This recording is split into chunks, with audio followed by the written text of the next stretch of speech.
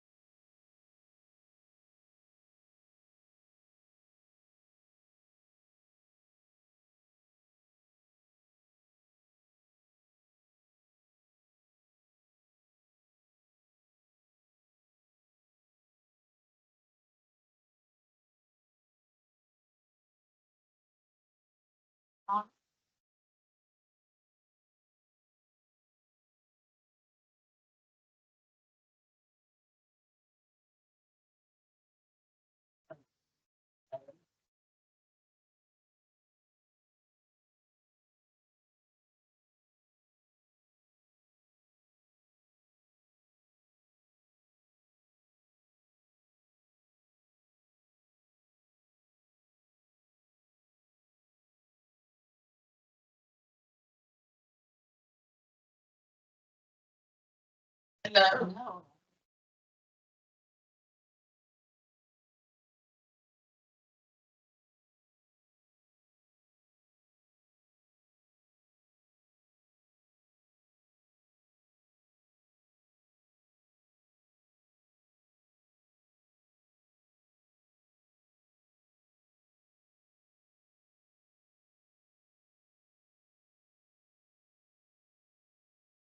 I'm here. No. Hey. You better not. You better get her. How they got you on pro? But How did they get you on the pro? then I see that.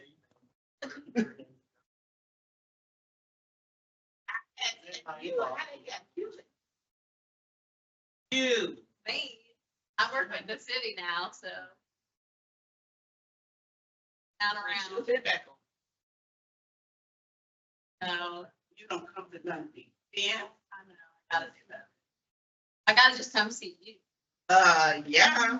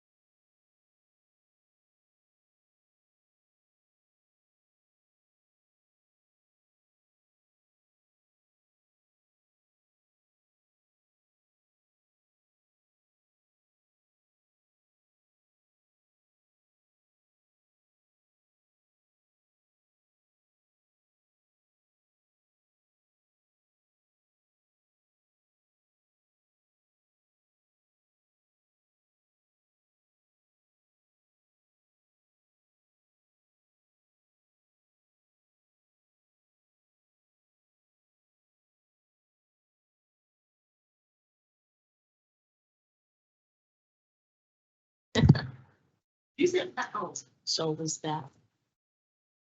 You're not real sit by each other. Yes. Good afternoon, and welcome to our April Alumni Career Panel here at the College of Coastal Georgia. We have some special panelists for you today. Every person on this stage, with the exception of myself, is a graduate of the College of Coastal Georgia.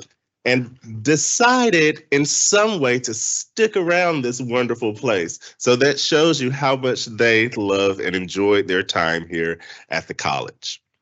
So we're going to get started by introducing our panelists. We have a 2021 graduate, Gracie Jordan, who is currently a public information officer with the city of Brunswick. We have 2013, Allison Lawson, who is a lecturer of nursing here at the college. Then we have 2023 graduate, Kashawn Littlejohn, who is our nursing and health sciences specialist here at the college. And finally, we have Garrett Mosley, who is our chief systems engineer, who graduated in 2022. And I am your moderator, Dr. Kyle R. Fox, assistant professor of communication and chair of the Department of Arts and Humanities. Welcome, Ben. All right, so we're going to jump right in. And my first question, and anyone can take this. Can you talk a little bit about your career path since graduating from the College of Coastal Georgia? I'll start. Sure. I'll kick it off. So I graduated from the College of Coastal Georgia in 2013. Initially worked in long-term care, and then I moved into acute care at St. Joseph's Hospital. The reason I actually received an offer, I was not technically qualified for the position at the time because I had an associate's degree and I was enrolled in the RN to BSN. They had such a good experience with our students, and they had hired some of our students as BSN graduates, that they actually offered me the job because of the affiliation with the college.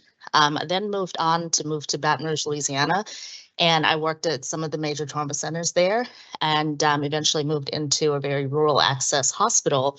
But everywhere I've worked, it has come back to, where did you go to school? Where were you trained? And at first I was taking it like in a bad way, like, oh my gosh, am I doing something wrong? But it's because we stood out. As a graduate, I stood out amongst my peers, and I'm so grateful for that. So this year I decided to come home, and I decided to start teaching here because you guys gave me my start, my foundation. I'm forever grateful. I want to pay it forward. Thank you. It's an amazing experience. Anyone else?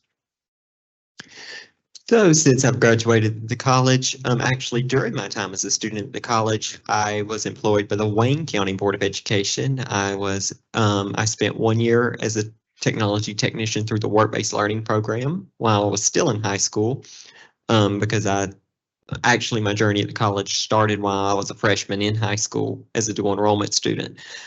So I spent 1 year in the work-based learning. I then spent 1 year as a part-time technology technician, and it then turned into 3 years as the full-time technology specialist for Wayne County High School. And then thankfully last year in May of 24, I had the opportunity to return here to the college as the chief systems engineer. Okay, so I haven't left. I was already employed. I was already employed here in the nursing and health sciences program, and I decided to go back and finish my bachelor's degree. Once in my final year of classes, I was looking at graduate schools, like where am I going to go? What am I going to do? And so much of what I wanted to do aligned with what had been taught here. So I got accepted into the University of Georgia's graduate program for social work. So that's what I have been working on. And I will just say that I am constantly amazed at my classmates and what they don't know. That I'm like, I felt so prepared, like above and beyond. And I'm like, y'all didn't go over this in school? Like, I'm very judgmental. My career path is kind of all over the place. So obviously when I was a student here, I was really involved on campus.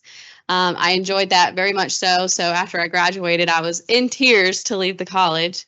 I worked on Jekyll for a little bit, and then an opportunity became available in the Office of Student Life. So I worked a little bit as the coordinator of student life, and I had a blast, but I had this really big dream of working at Disney, and I couldn't let the opportunity pass me up. So I actually went and worked at Walt Disney World for about a year.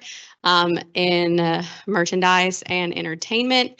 And then once I got to the big world of Orlando, I realized how much I missed Brunswick and the Golden Isles area. So I came back home. I was unemployed for a little bit, and actually somebody from the college reached out and asked if I was looking for a job, which ended up placing me in the Downtown Development Authority realm. And I was there for about a year and some change, and had another great opportunity to be the public information officer for the city of Brunswick. So that's where I am now. Perfect. Thank you all for those amazing experiences that you've shared. College is really better by the beach. My second question to you all, how did college prepare you for your current career? Anybody? Press the button.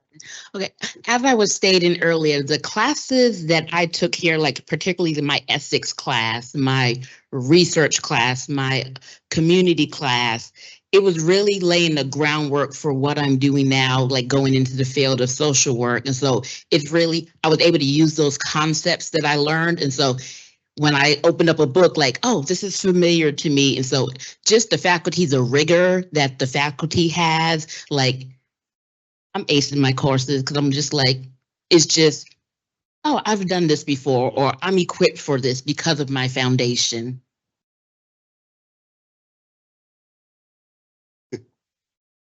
I've had a similar experience. I did most of my core classes outside of the College of Coastal Georgia, and I was in large auditorium classes. It was very difficult to stay focused. Nobody cared if I had a learning disability or not, if I could focus or not.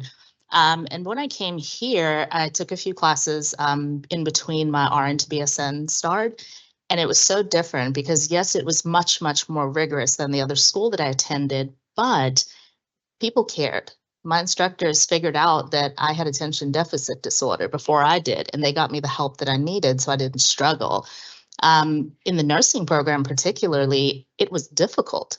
We didn't realize at the time, we just thought, oh my gosh, we're never going to make it. This is so hard. But there was such love and care for us from a student standpoint, but also as a person. They really wanted us to excel. So they poured into us. They taught us how to look at that textbook, dissect it. What do the words mean? How does this translate into holistic care? And I've gone on through my BSN, I've gone through an MSN program and now in a doctoral program, and my foundation is solid in nursing. Even now that I'm in a program that's not nursing based, I'm still thriving and doing well because I've had a great start here.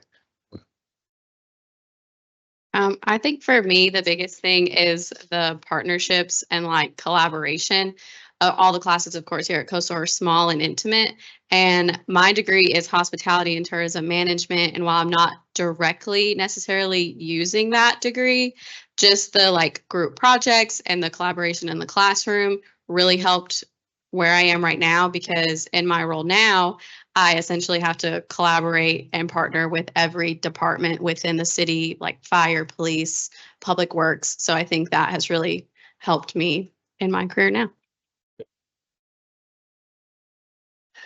I was a student in the mathematics program, and so I actually had the opportunity to do several undergraduate research projects. One was here on campus with Dr. Aaron Yeager, and the other one was through a summer program at James Madison University online because of COVID. But still, the research skills that I gained, and then just the logical skills you gain from studying math has come in handy so much working in information technology, especially when it comes to programming and scripting and all of those things I do on a day-to-day basis. Thank you. And if you all can see, we have a thread here. We have a thread that we at the College of Coastal Georgia always, I won't say it. We have a every student, every time model. And each one of these people are examples of that every student, every time model. From people diagnosing you basically, to people offering you opportunities to work with them. That's what we do here. And I'm glad that we are having this And also, this is a conversation. So if you want to jump in with anything, please do that, right? So the next question for you. What were some of your biggest challenges that you faced during your time at the college? And how did you overcome them if you overcame them? It's okay if you did not. We are a work in progress. I'll go first. I think like any student, there's always life things happening a million miles a minute. For me, some of my challenges were not necessarily in the classroom, but just more outside family things going on. And I was really involved. So it really affected me in general. And I think the biggest thing that I did to help me overcome was to be transparent with my professors and to when I was working on campus as well. So I was talking with my supervisor and just having the support from the professors as well as the pro staff here on campus, I think really helped me work through the issues that weren't necessarily something that I was like, it was kind of out of my control. So just having those people to rely on here really meant a lot and made a difference to me. I would say coming back as a non-traditional student, you're working a full-time job and you have so many other life responsibilities, and faculty, they're understanding of that. Like as you mentioned, like they are just such a great support system. So even now, I always encourage students, like, get to know your faculty. Like, do not be afraid, because they are going to provide resources for you. They are going to provide encouragement. If you're struggling on a project or life happens sometimes, you miss a due date, because your faculty knows you and because you have developed that relationship with them. Not saying always, but it might be possible that they extend grace to you in certain situations. So just learning how to like juggle life with like schoolwork and assignments and what's already happening in your work and in your personal life, really learn how to do prioritization and stuff like, okay, what can we get done and knock out of the way so I have time to spend? That was my experience. I came to the College of Coastal Georgia with every single risk factor for failure. I was a non-traditional African-American student, single mother of one, a domestic violence victim, and I was currently going through a divorce and domestic violence situation while I was a student. So when I came in with a low GPA. I think I just barely met the cutoff, to be honest. But I did. I had every risk factor that we look at for failure. And the instructors recognized where I was in my life. They also recognized what I came to the table with, and they tapped into that. When I was feeling like, I don't think I'm going to be able to do this, they said, but look what you just overcame. Look what you're dealing with right now. You need to figure this out, and we need to figure out scheduling. We need to figure out prioritization. My son got sick during my program here, and they helped me navigate that, how to figure out how to manage school and life with him, how to figure out scheduling, how to figure out how to work ahead of schedules. All of that has set me up for success, because now I work ahead of schedules constantly so that I don't end up having, those little meltdowns that come with poor planning. But it set me up for success, not only in my nursing career, but even here as a student, as a non-traditional student. And I'm forever grateful for that. One of the main challenges I've overcome as a student during my time here was actually being both a full-time student and a full-time employee. Because of some reasons in Wayne County schools at the time, I was part-time, but I was transitioning into full-time and was honestly full-time while being part-time, just because there was a need there. And given the school system had gave so much to me as a student and afforded me many opportunities, I felt that I needed to give back. So it was nice having professors and instructors and people here that were able to work with me so that I could ensure that I was able to be successful both academically and professionally at the same time. Right. Thank you for that. And this is a perfect segue into my next question. If you could give one piece of advice to our students, what would that advice be? One piece of advice I would give, and it's one I will give all the time, is talk with your instructors, maintain communication.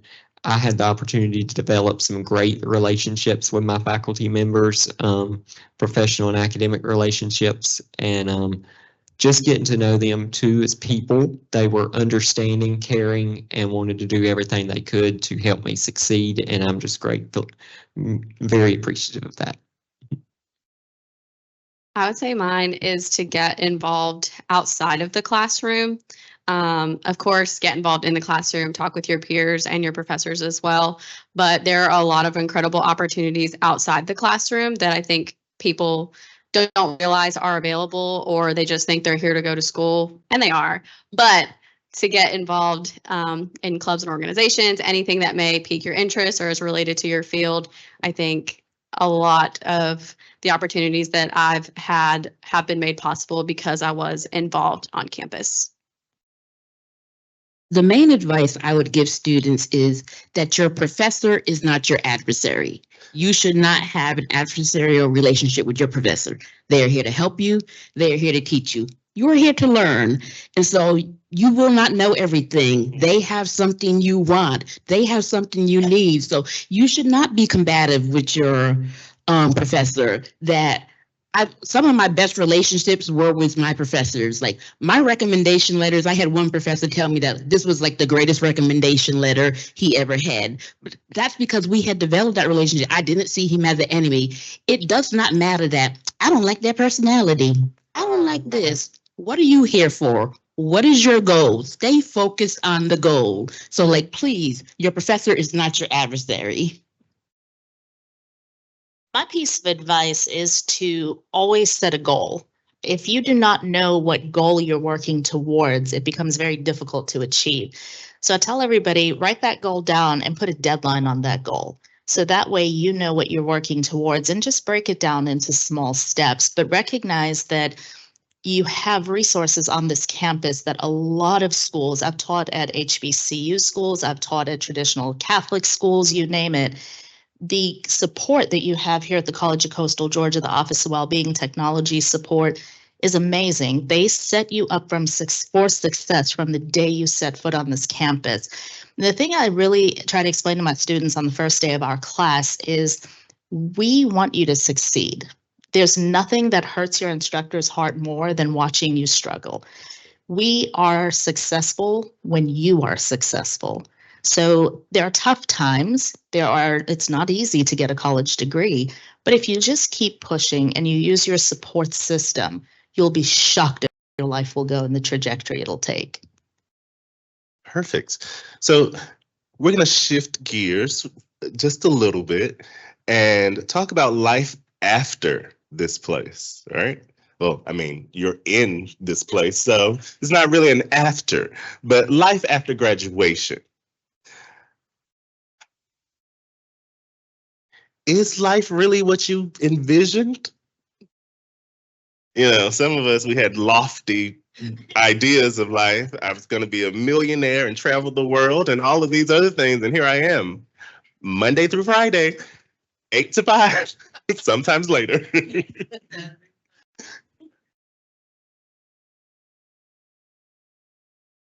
I think I had to get there because like when you first graduate high school, I was like, I'm gonna be a lawyer and I'm gonna do this and I'm gonna be married and have my two, by like 25 years old. But like the fantasy world is not reality sometimes. So once you become grounded in where you're at right now, you find satisfaction in life. So I think I can say, are there some things that I wish were going better? Yes, but for the most part, I am going into a field where I've always felt like I've had a servant's heart. And so where I can serve people, where I can help people. And that really does bring me a lot of joy to be able to do that. And so are my 18-year-old dreams the same as my 40-something-year-old dreams? No, but I am satisfied with my 40-something-year-old dreams. And like, I know that they are achievable. So that does fulfills me.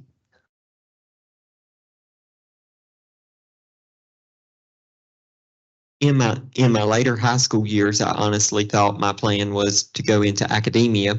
I wanted to do my doctorate and go in academia. I still have a lifelong goal of earning my doctorate, but as I got into college, and as I was finishing out my high school years, the opportunity I got into IT, I'd always been good with computers since I was very young. As far as I can remember back, I've always enjoyed working with technology. So once I had the opportunity to get into the field, I decided to stay in the field. So I guess by the time I graduated college, I knew what I was planning to do. So it is what I expected, but maybe from when I started college, it isn't, but definitely what I was expecting as I ended college, it is. Life's weird. So I feel like I don't really know what I was expecting life to be like after college. I lived in the Disney bubble for a year, so like that was great. But leaving that was very just odd, I guess, going back to like a normal lifestyle. Can't go see Mickey Mouse every day. But I think as I get older, like I think it's important to have goals for your life, but I think also not having like unrealistic expectations about what your life should look like. And I think I have really practiced trying to not have really crazy expectations and just kind of let life go and live and just and I always kind of just try to say yes to every opportunity, even if it goes bad or it goes good, because you just really never know where you're going to end up. And thankfully, I loved my DDA job, but the job with the city was a really great opportunity. So I just said yes, and here we are. But I think too, what's really important is, especially with social media, there's so much out there and it's so easy to compare like where you're at in life to someone else. But what you're seeing is not the full image. So just trying to be mindful about your journey is different than everybody else's. So just being mindful about that. Yeah, I would agree with that. I didn't really have too many expectations because I didn't know what to expect, to be honest with you. I just kind of took it a day at a time, a step at a time. But when I graduated, I thought nursing worked like a textbook. I was in for a rude awakening when I was still passing meds at midnight. People were trying to get some sleep.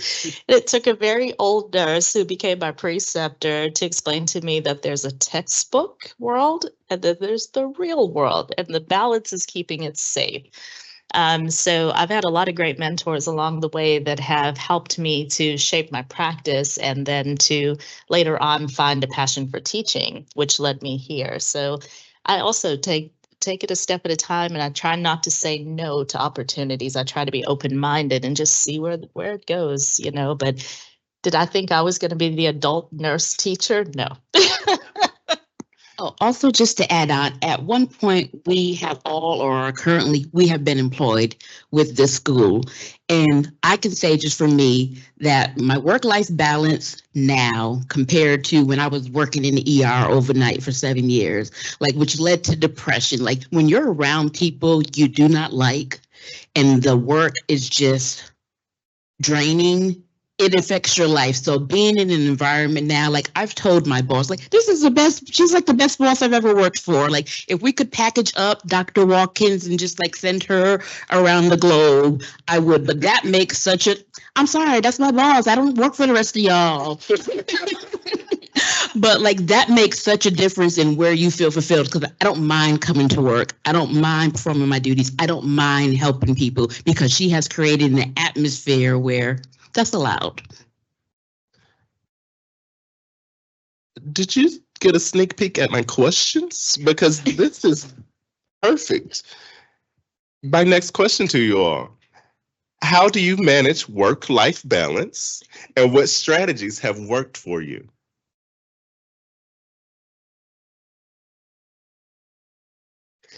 Since I've started here at the college, it's definitely been a much better position to balance work and life in. In my position, I am technically on call 24/7, but I try to focus on doing my work tasks during my work hours while I'm here. And then when I go home, I try to just do things I like to do to decompress and relax.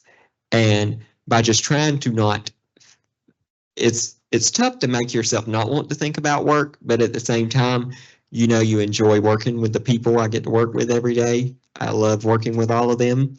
So I know I get to come back the next day and keep working on stuff. It's going to be there the next day. Don't worry about it tonight. It can be done tomorrow, unless it's some emergency thing that we've got to have ready to go by tomorrow. But usually it's it's very easy to be able to do work during work hours and then enjoy life the rest of the time. Take the PTO, use it up. Thankfully, in all of the jobs that I've had, flexibility has been a really big thing, and I think that's really important to me. In my job now, it's 8 to 5, Monday through Friday ish. There's some Saturday, Sundays, there's some after hours stuff. But with that, there's a lot of flexibility. So I can leave early, I can come in late, if I work Saturday, I can take off Monday. And I think just having that flexibility really does help with the work-life balance and keeping you kind of within the 40-hour work week if you can. But I think just being able to take time off when you want, have those vacations, I think that can go a long way in the work-life balance, for me at least. Ditto everything they said. Like, also for me, I tell this, they'll be like, Miss Littlejohn, well, I emailed you. Well, what time did you email me? Oh, 9 o'clock at night. No, you would not have gotten a response. Sunday night at 11 o'clock, I can't help you. I am here generally 8 to 5. Some days I stay later. I'm available during those times.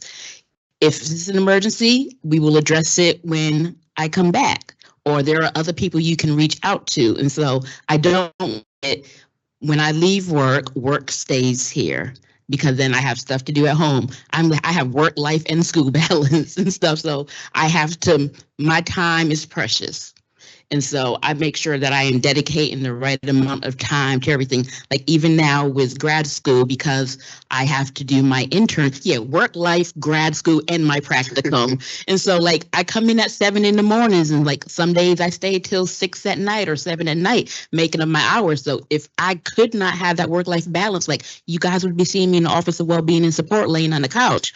So like you have to be able to separate, like this time is for this. And yes, definitely take your PTOs. I'm not great at that because I always get the email at the end of the year to say, you need to take some time. But if I had money to go somewhere, I would take my time. Work-life balance has always been a challenge for me. I've worked in some very hectic situations where time off was not something that was commonly experienced, and worked in environments where I wasn't necessarily happy, didn't enjoy the management, the leadership style. Coming here to the college has been so refreshing because for the first time in my life, I'm experiencing what it feels like to have work-life balance. My friends are, I could never understand how they could go on vacations and I was always at the hospital. I was always doing something at that hospital.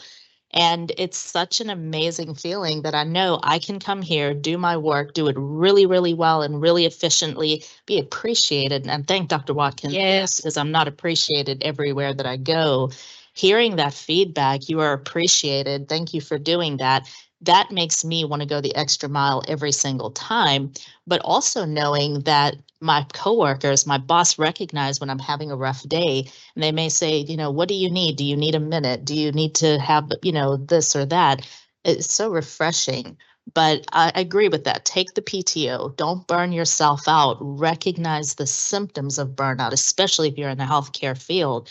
And take care of you, because one thing I didn't do is I prioritized everything other than myself. I prioritized work particularly. So if you had a call in, I was your girl to go to. I'd pick up that shift for you. I'd do 4 hours here, 8 hours here. What it did though is I missed time with my son that I cannot get back now that he's an adult. I missed time with my husband, my family. But COVID also came and it changed our perspective because suddenly people were dying that were our age. As nurses, we're taking care of people our age and we are doing end of life care for them.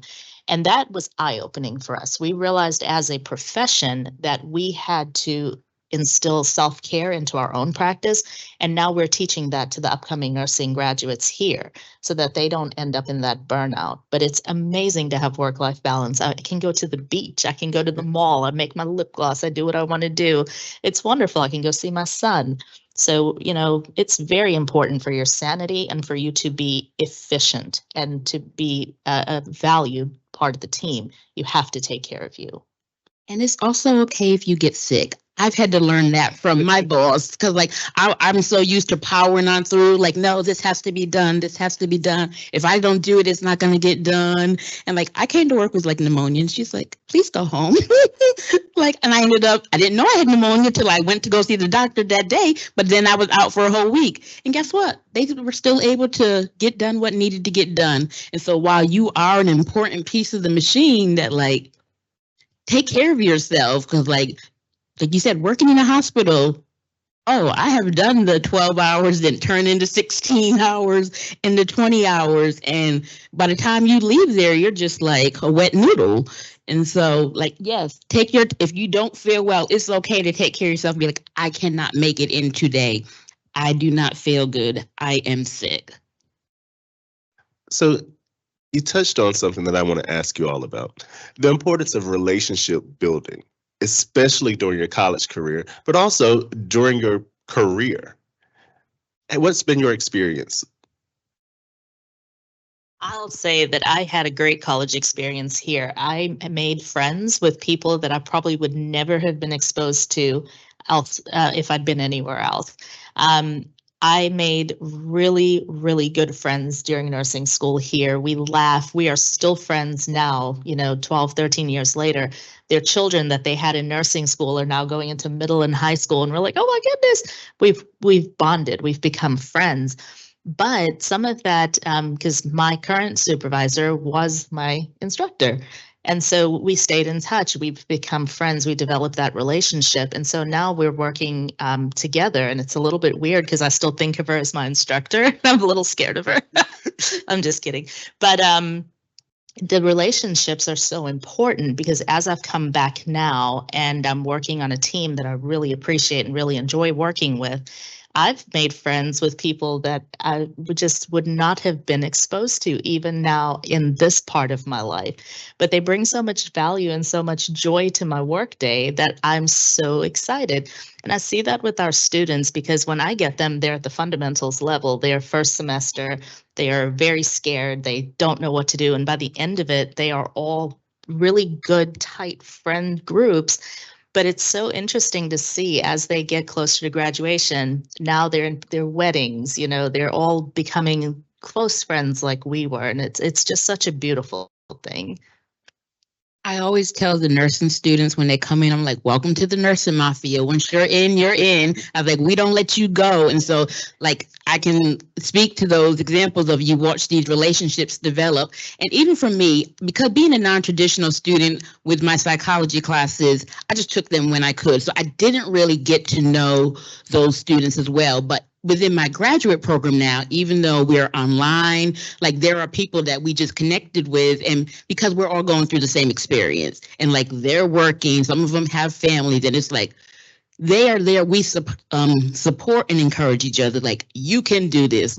I have one friend that I met. I saw her the first day of class. I saw her introduction video, and she had a picture on her wall that spoke to me. And I was like, oh, she's gonna be my friend. And we ended up being put together for a group. And so 2 years later, we're talking. I go to Atlanta to visit her and see her. And so having somebody that we are going through this together, that I can lean on you and you can lean on me. It just helps everything. And even with my the relationship building with my professors and stuff, like I said, the recommendation letters that I know even now I've graduated, I can go back to them if I need something that I have some of their students come to me now and I give them my CV. I'm like, here, you can use this as a copy of how you should do your CV and stuff. So just relationships, they're great. Yeah. I think the relationships I've made at Coastal have made a really big impact on my life personally and professionally. I still talk to my one of my professors, and he was my advisor all the time.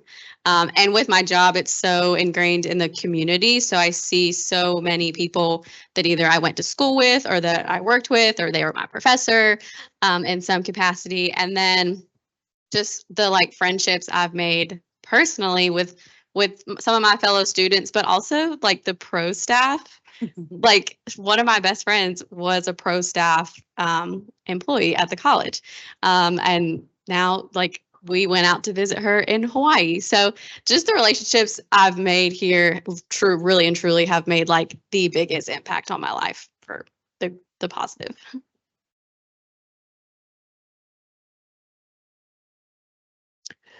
As a commuter student, a lot of my relationships I developed during my time here at the college was with faculty members, and especially because of the smaller class sizes as well, I had the opportunity to get to know my professors very well, and I've developed some lifelong relationships. They've become good friends, and it's just a great thing. I mean, how a lot of the classes fell in the math program with it so small, I want to say I had one instructor for almost all of my upper level courses. So to have that opportunity though with the small classes and to keep working with that professor, I got to understand his teaching style. And it just made things very helpful for doing assignments and for learning, because he learned me as a learner and I learned him as a teacher. And so those relationships have it helped then, and it just continues to help now, because I know that's always a person I can rely on. Actually, I've got about 3 or 4 of them that if I need a recommendation letter,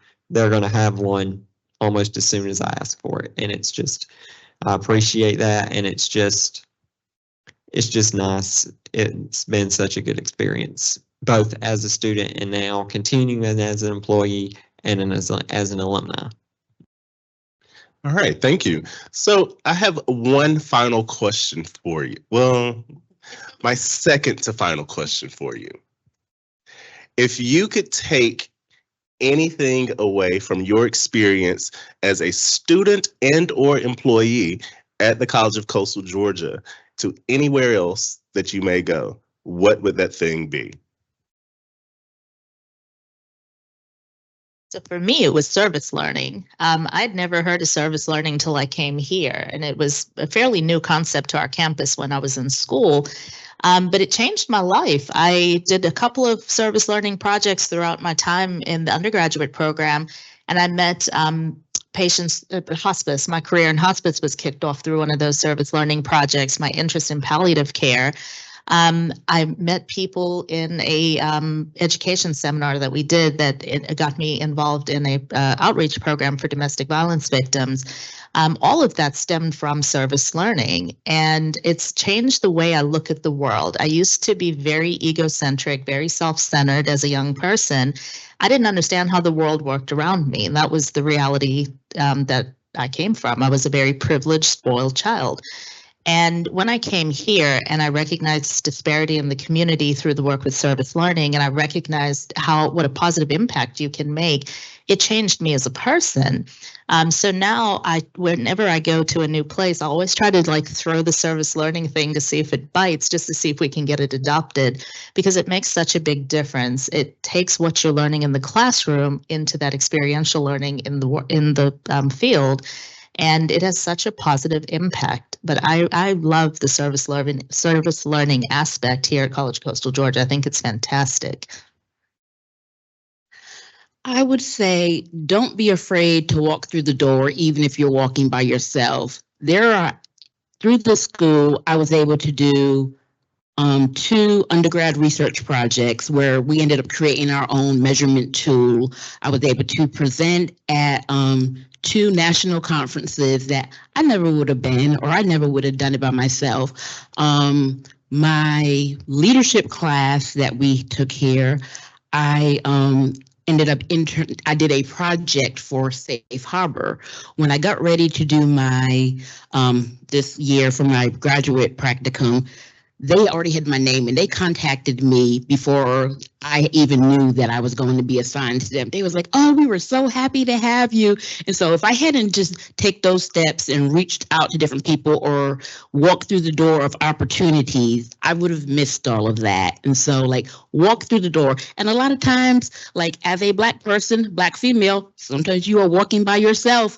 And like if I'm doing undergraduate research in psychology, there's not a lot of people there who look like me, but then you can also be an inspiration. And so you might be walking through that door by yourself, but there will be people behind you.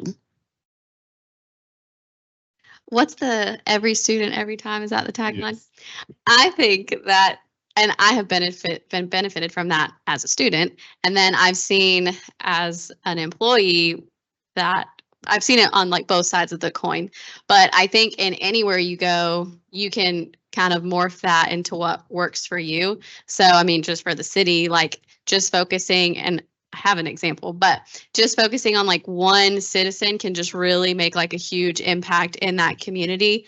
I have a coworker, she's in the housing side of it, and somebody that's right on the city county border was, of course, I think they just get lost and everything, but she came to Chelsea and was talking to her, and Chelsea made a point to figure out what needed to be done. And it was us, it looked like a very small thing, but ended up being a pretty big thing. And then she really focused on that. She got it done, and she made a huge impact in that huge community with flooding and in that lady's life just by focusing on her. So I think in everything that you do, really having that, it's not just a tagline, but that mindset.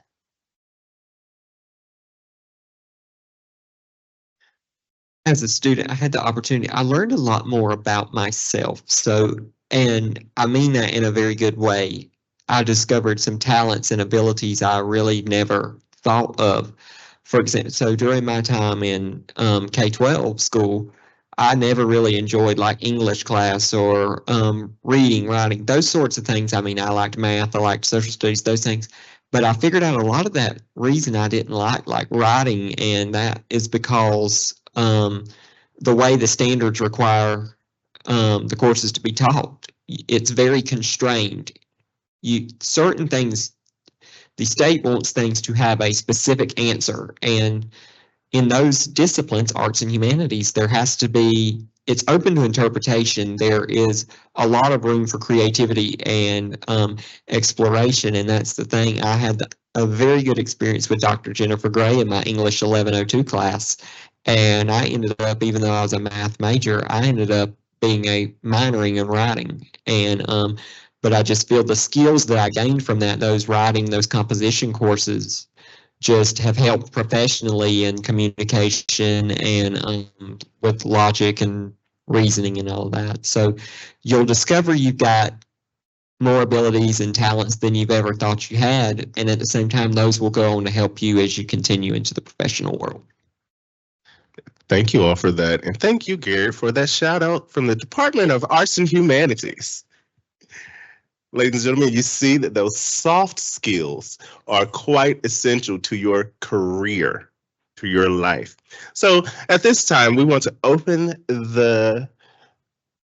up for the audience. Any questions?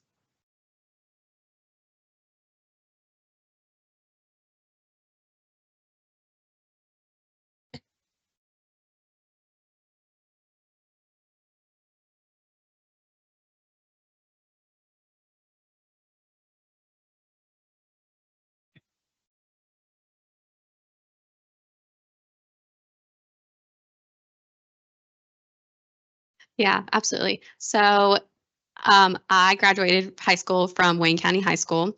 Actually, college was not in my future. I really wanted to be a flight attendant. I wanted to travel, live life, all that good stuff. I'm very short too, so everyone's like, you can't be a flight attendant. Well, you can't, you have to be 21, all that good stuff. So I was like, great, what am I going to do in the meantime? So I was like, well, I guess I can go to college, whatever.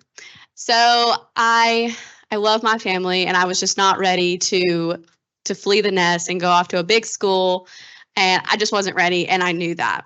So I had the plan to come to Coastal. I was just going to come here for a year, transfer, all that good stuff. Well, I got here and obviously fell in love. and I never want to leave. And anything coastal needs, I'm there. But I really just fell in love with like just the one-on-one connections, how much you can tell the passion and how much like people really truly care. Like it's not fake. It's very much genuine. And just throughout the year, I kind of got involved. I was, of course, doing my classes, and then I got involved outside the classroom. And then I realized how amazing coastal really is. But I think, especially in Wayne County, sometimes people are just like, oh, coastal. You just go there for a few classes and then you transfer. But really, there are incredible opportunities here. So I always spread the good word to the Jessup people about how awesome Wayne County is. But that's kind of my story on why coastal. There is so much value in a professor knowing your name. I was at Georgia State University, and when I tell you them people could not have picked me up out of a lineup, I am just a number. Like, you're literally in classes like this. And so when a professor knows your name or they see you walking across campus and they stop to speak to you, like, you get the warm fuzzies inside. Like, and like even with our nursing students, like when they come in, I spoke to one student one day and they said, you know my name? I was like, why wouldn't I know your name? I have spoken to you before. I have met you. I was like, it would be rude if I just bypassed you and I didn't speak and I did not say your name. So like that, something as simple as knowing your name. And like you said, with the small classes where I felt that my skills are recognized, that my talents are recognized, that because the teachers see me and they see me putting in work, that they are invested in me. And so I ended up doing independent study for like my last class to go back, and we did a validation on our previous research study to make sure all the data had matched up. So I'm like you, I'm a recruiter too. Like, I go in my church, I'm like, what you going to school for? Like, okay. I was like, well, come on. I'll be like, I told one little girl, I was like, I will be talking with you and your family this summer and stuff, because it's such a sense of community, whether you work here, whether you go to school here. And I love that the campus is like, it's a square, like, right here. And I always tell parents, I'm like, it's enough where they can get a college campus and they have independence. But for some people, you're still close enough to home where in case of an emergency, you can go back. I'm like, do you want your professors to know you? That like, the more they know you, if you are having a crisis or something, then they can help. They can provide resources. And like, you just don't get that at large universities. I'm sorry. So I found the College of Coastal Georgia very haphazardly, but it's been the biggest blessing of my life. I do not follow directions well on the interstate. I do not have, yes, I was on my way to Jacksonville and took this exit. Don't ask why. My husband calls me Magellan lovingly. However, I was with my son. We were on our way to a specialist appointment in Jacksonville, and I took the wrong exit. And I happened to see the sign that said College of Coastal Georgia. And I remembered a nurse that I worked with at Memorial. And I said, oh, I think that's where she went to school. So we just made a detour because we had extra time. And I came right into the nursing building and I said, I just need some information. And they were so nice to me. They gave me brochures. They gave Eddie a little squeeze stress ball. They played with him while I got my information. And I thought, oh, that's a little different. When I went to my previous college and I asked for information, they asked me my GPA. That was their response. What is your GPA? And when I said it, because I was so proud of myself, the lady said, you will never make it here. So it was such a different reception. They gave me a TEAS book to go and study. They were like, go take the TEAS test. This is what you need to do. So I always tell people this was my blessing, I think, because I was not supposed to have found this school or have even been in this area on that day. But I traveled an hour and a half back and forth for the solid 2 years and made that investment. My mom could not understand it because Armstrong's right there. Georgia Southern's right there. Why are you going all that way? But it was a difference. People cared about me. They wanted me to succeed. They held my feet to the fire. I mean, it didn't matter what I had going on. It was like classes at this time. You are expected to be here in uniform, prepared and professional. And I have carried that with me through my career.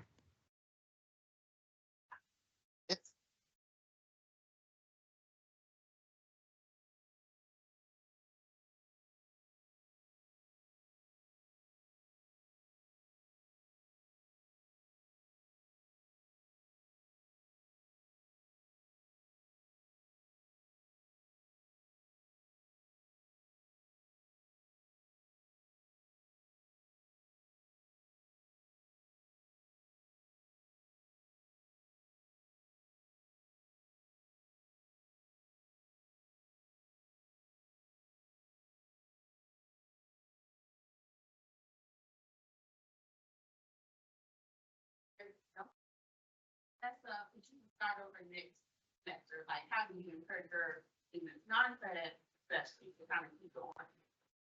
The first thing, especially with non-traditional students, is it's never too late.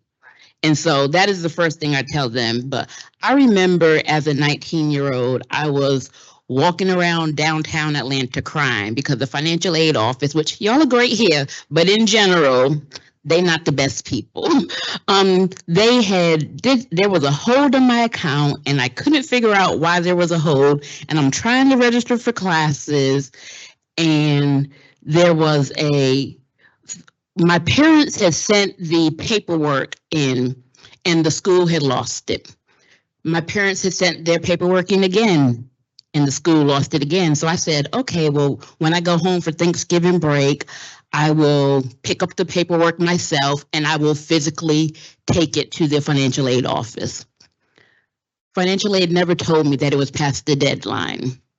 And so when I went to register for classes, there's a hold. I'm like, why is there this hold on my account? And they're like, you owe over $10,000 and you cannot register for classes until you have paid that. And it wasn't even like a director or a counselor who told me. This was a student assistant like working at the front desk. And it was like no empathy, no sympathy, no nothing. So like I'm literally, if you know where Georgia State is downtown, it's built up a lot now, but like I'm walking like with the homeless people literally like crying like in Hurt Park, just like, because my parents love me, but I also know they don't have $10,000 lying around.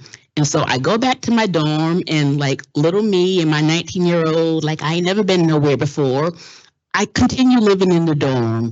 And about 2 weeks later, I'm getting ready to go to work and there's a knock on my door. And it is the dorm people there with security. And they're like, you are no longer supposed to be here.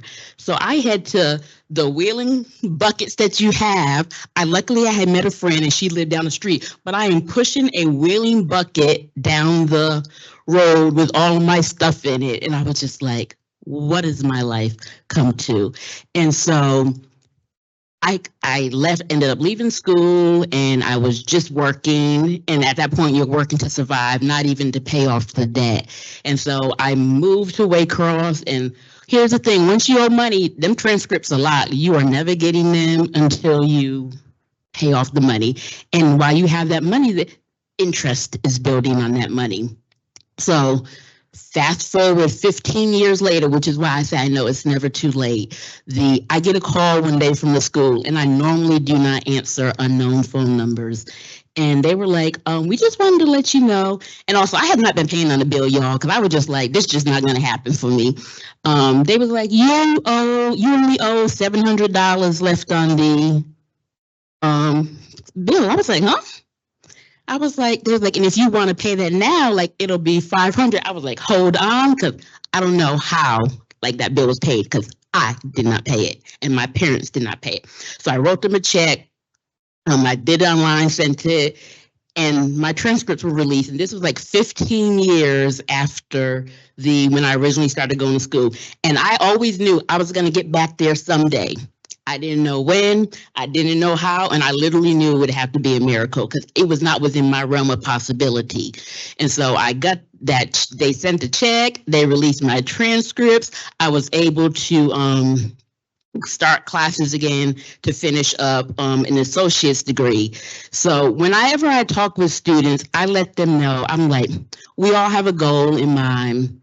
And you have to think of it as if you're traveling on the highway. What is your destination? Now, while you're driving, there might be a car accident which slows down traffic. Okay, people are nosy, everybody's looking. That you might take the wrong exit, but you got to get back on and take it. There might be construction on the highway that slows stuff down. You might take the wrong junction, but you could always get back on the highway, and that your destination and how you get there will not be the same as everybody else's. And I had to learn that lesson because of my pride. I was like, ooh, what are people going to think about me? Like, I feel like I left high school in a blaze of glory and I ain't even going to school no more. And once I got over that like, I don't care what anybody else would think, that my journey is my journey and I will get there when it is time for me to get there. So I always encourage students. I have shared my story with them, and they'd be like, oh, I'm like, look, let me tell you. I'm like, sit down. I'm like, let's chat and stuff. And so there is always a way. And a lot of times it might not be how you envisioned it, but you can do it. A lot of the same that Sean has expressed. I come from South Africa, so education is extremely valuable. The only way that you're getting out of poverty is through education, where we're from. So my family has always instilled that. That is something that we grow up learning from small children. Our parents they will literally give up everything for us to be able to go to college. And for a lot of people in my community, college is not an option because of finances. So when we moved to America, I kind of didn't take education as seriously because I didn't understand the value of it as a young child. And as I got older, life circumstances occurred and I ended up in a very, very dangerous and precarious situation where I was living just over the poverty line. Had a child, I was a single parent, was going through hell. I had no idea how to survive. I mean, the day that I had to go and apply for food stamps nearly broke me because I was like, oh my gosh, how did I get here? I had everything going for me as a high school student. I had all the scholarships. How am I here? But what I do when I speak to the students, when I meet them for the first time, I tell them my story. I started out here, and this is where I ended today. And I always explain to the students that my journey took approximately 10 years to complete an associate's degree because I had roadblocks. I had things that came up. I had life. Life was lifing. I had to deal with it. But it's very important to me to tell my story to the students so that they recognize you can go back later in life. You can finish things up. You can change your financial situation. You can change your family's financial situation. You can change the trajectory of your life. If you can just hang in with us for that 2 years or 3 years, 4-year process, whatever, degree outcome you end up with. And, they laugh all the time because they see me and I come to the first day of class, I'm in my suit and I'm very well put together. And they look at me and they think when I start telling my story and I say I was a single mom, I was working down at 309 West for a little bit. I had to sling drinks. I had to do this and that. And you start to see the faces. And I was like, and I like Boosie Badass. And they're like, what? And I say that to them, and one of my coworkers at a previous college says, "Stop telling people that." And I said, "No, they need to hear that. That's the real me. I struggled. I had to work hard. I had to live life very roughly and difficult to be able to get here and to be able to be poised and stand in front of you today. But if I can do it, you can do it. But I'm going to hold your feet to the fire the same way people held my feet to the fire." And I try to encourage students when they're going through a lot because they are dealing with things that we did not have to deal with as younger people. There's a lot of stressors. We try to say, look, our lives may have had this, but we understand that your life has this. We will get through this. Absolutely. Thank you. Again, these are living examples of these little mottos that we use at this school.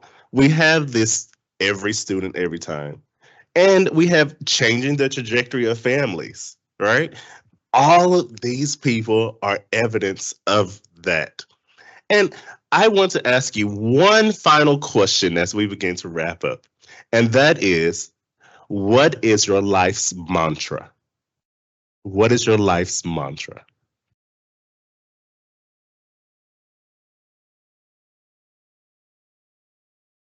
I don't know if it's my mantra, but what I always like, the piece of it, what I'm just always kind of running through my head is that this place that I'm in right now will not be the same place I'm in 3 months, 6 months, a year. Like if I'm having just a rough day, this day is not going to be the same in like 6 months. And even like in life, sometimes like I never thought when I switched jobs that I would be in this job. So I just kind of like nothing is forever. It's kind of just always changing. So I guess that's my mantra, good or bad, not sure. That's great. For me, whenever I speak to, because I love to mentor young girls, one of the things I always do is I am then space. And like for me, I had to tell myself that I am capable. I am worthy. I am deserving. So every good thing that comes to me, I deserve it. Like something might seem hard, but I am capable of doing it. I am capable of overcoming. So I just take that I am, and then whatever word fits in that moment, that's what I put in there.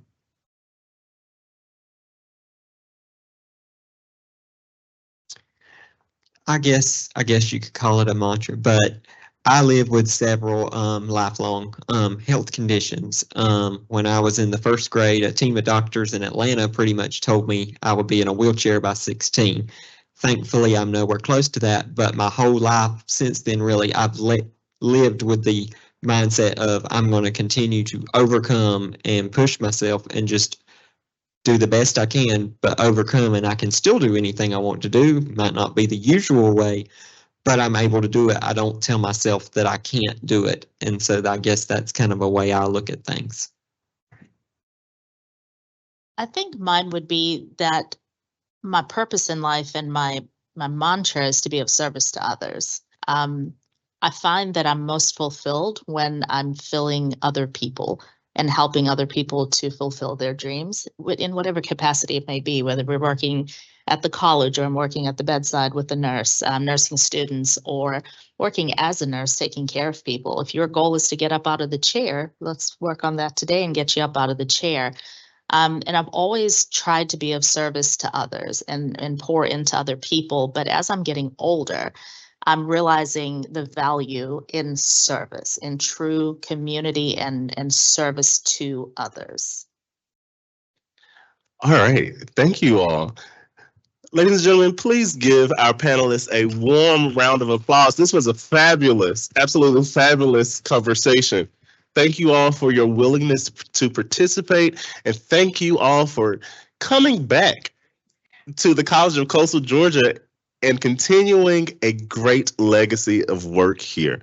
Thank you all.